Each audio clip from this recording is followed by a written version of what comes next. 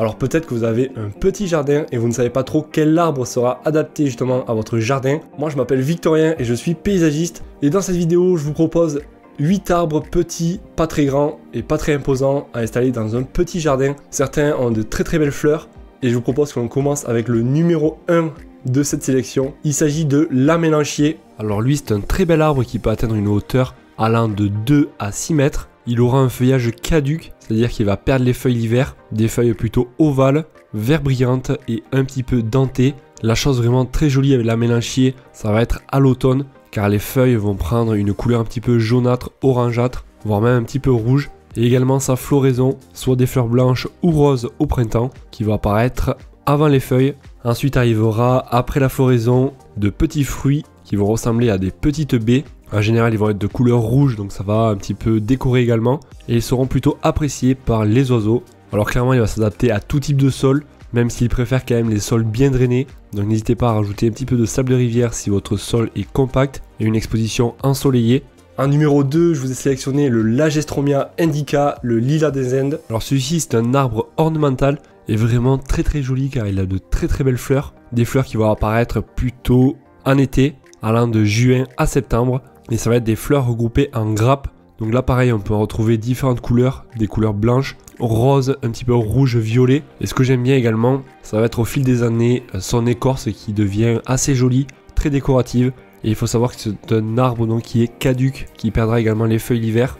Et après voilà, si vous ne le taillez pas, je vous conseille quand même de le tailler si vous voulez avoir pas mal de fleurs, légèrement du moins. Mais il pourra atteindre à peu près 3 mètres de haut, voire 4 mètres, mais il va pas non plus pousser énormément vite celui-ci. Et on peut en trouver donc sous forme de tige si vraiment vous voulez vous en servir comme arbre pour faire de l'ombre. Après pareil, donc les feuilles sont très décoratives à l'automne. Je vous cache pas que c'est un arbre qui préfère le plein soleil, les climats un petit peu chauds et ensoleillés. Il aimera également les sols bien drainés. Et en général, il résiste quand même à du moins 10, moins 15 degrés. Mais au-delà, voilà, peut-être qu'il faudra le protéger. Donc vraiment celui-ci, un très bel arbre. Numéro 3, très joli également, l'érable du Japon.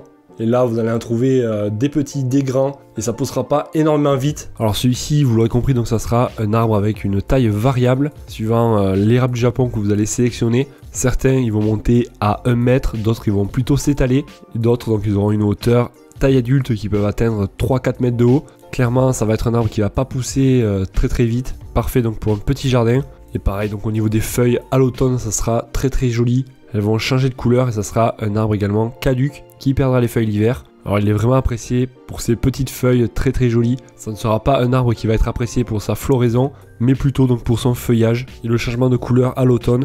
Il préférera les sols plutôt bien drainés avec si possible de la terre de bruyère, donc une terre un petit peu acide. Pour cela vous pouvez acheter des sacs de terre de bruyère et ça sera plutôt un arbre de mi-ombre. Je vous conseille pas trop de l'installer plein sud, plein soleil, car sinon son feuillage risque un petit peu de cramer. Avant de passer au numéro 4, pensez à mettre un gros pouce en l'air si la vidéo vous plaît et également à vous abonner à la chaîne. Allez, la numéro 4, donc il s'agit des arbres fruitiers comme les pommiers, les cerisiers, même si c'est quand même assez grand, ou alors pourquoi pas les pêchers qui prennent pas énormément de place. Alors je vais pas trop m'attarder dessus. Là ce sera donc les fruitiers comme les cognaciers, les pêchers qui prendront pas énormément de place taille adulte. Et en plus vous allez avoir des fruits quasiment chaque année.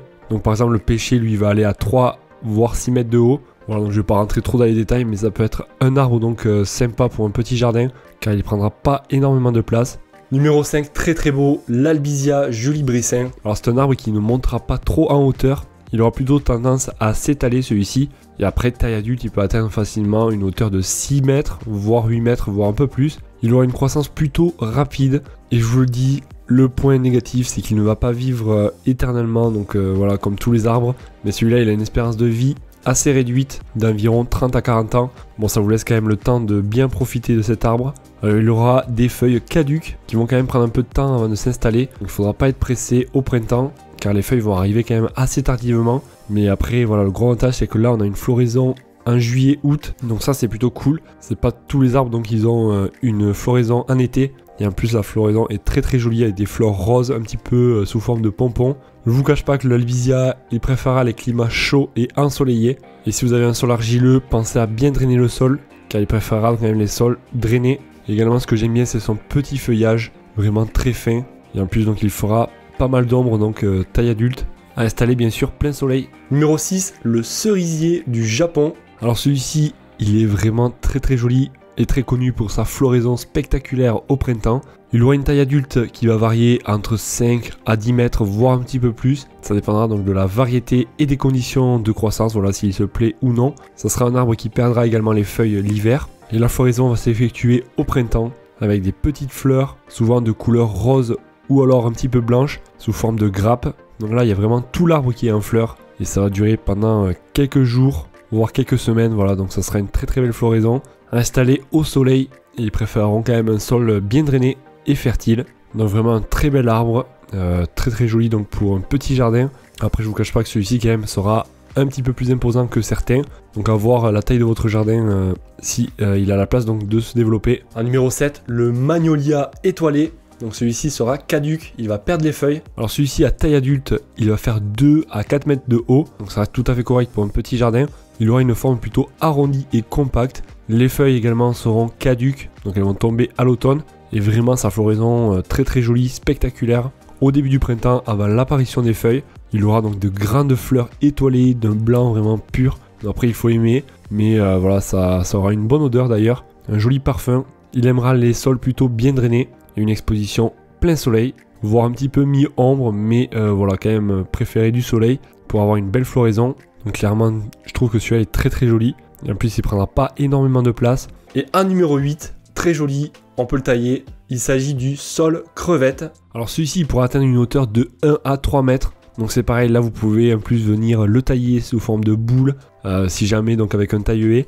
Alors ce que j'aime bien sur celui-ci, ça va être son feuillage très décoratif et également sa croissance rapide. Un feuillage d'ailleurs caduc, donc vous avez compris, il perdra les feuilles l'hiver. Et en fait au printemps, les jeunes feuilles vont venir un petit peu rose vif, puis ensuite elles vont se transformer d'une couleur un petit peu blanche, rose, puis ça va passer donc au vert tout au long de l'été. Alors il sera pas trop apprécié pour sa floraison, mais sachez qu'il produira de petites fleurs, pas très visibles, donc qui apparaissent en général au printemps. Vous pouvez l'installer en plein soleil ou à la mi-ombre. Et après, je vous cache pas qu'il aimera quand même les sols frais, plutôt fertiles. Donc voilà, ça ne sera pas un arbre qui résistera bien à la sécheresse, à moins de bien l'arroser. Et comme je vous ai dit, n'hésitez pas à le tailler car il l'appréciera, enfin il l'appréciera pas non forcément, mais il tolérera plutôt bien la taille. Donc voilà, si vraiment il prend trop d'ampleur, vous pouvez le tailler. Et je trouve donc que ça sera un arbre petit et qui apportera un petit peu de couleur donc à votre jardin. J'espère que vous aurez fait votre choix et si vous avez d'autres arbres à me conseiller, pensez à les mettre dans les commentaires. Dites-moi la plante que vous préférez et celle que vous avez déjà peut-être dans votre jardin.